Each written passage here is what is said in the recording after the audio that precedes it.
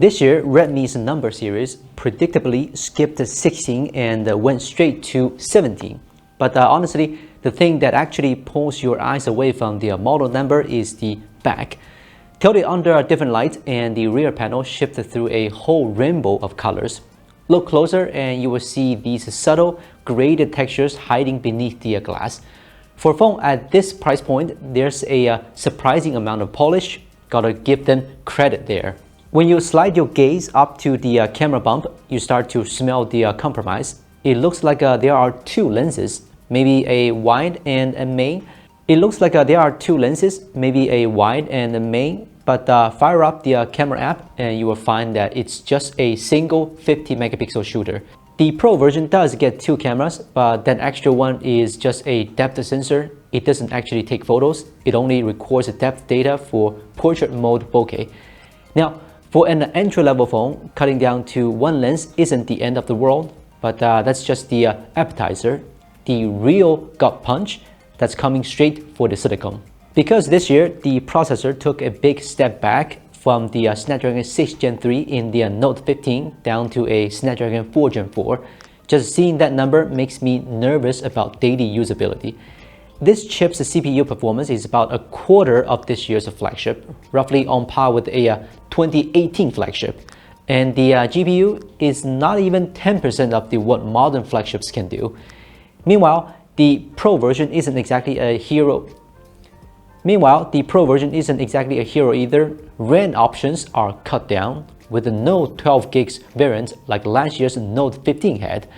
That's reserved for the Pro tier, but even there, it's limited. Given HyperOS's own system overhead and animation demands, I seriously doubt this chip can maintain the smoothness we expect from a 2026 smartphone.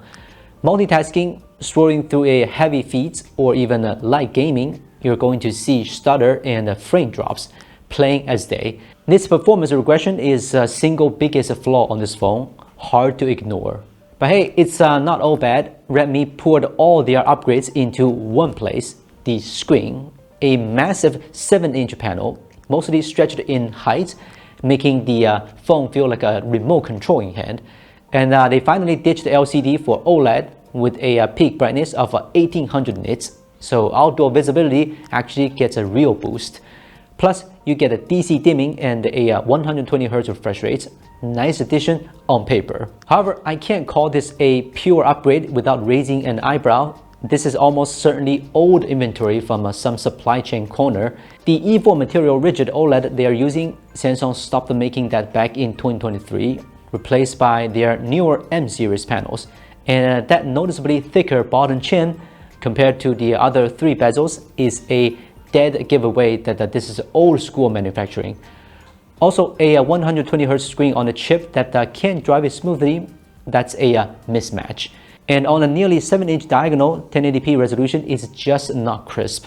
Pixel peepers will see graying up close, especially compared to the Pro's 1.5K panel.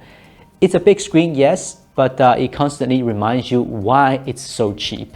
So with performance and a screen both compromised, battery life becomes the phone's last fortress. And to be fair, the battery bump is real, though not as dramatic as Honor's Leap. The standard model gets 8,000 mAh and the Pro gets 9,000 mAh, which is pretty much unchallenged in this price bracket. That makes either version a solid backup device or even a primary phone for extreme endurance. The standard model, though, sticks with a 45-watt charging, no speed upgrade despite the bigger cell, while the Pro bumps up to 67 watts.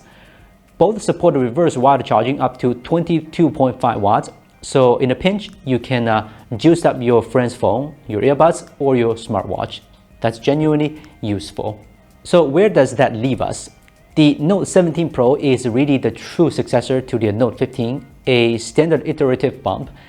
The standard Note 17, on the other hand, is a further cost-cutting exercise, a response to rising memory prices. I wish I could recommend both as a backup phones or for seniors who just call and scroll TikTok, but the processor situation is simply too weak. Neither version solves the underlying lack of horsepower. If you're dreaming of a phone that stays smooth for 3 to 5 years, I'd urge you to look away from the Note 17 series entirely. The standard models Snapdragon 4 Gen 4 won't hold up for even a year, and the Pro isn't much better.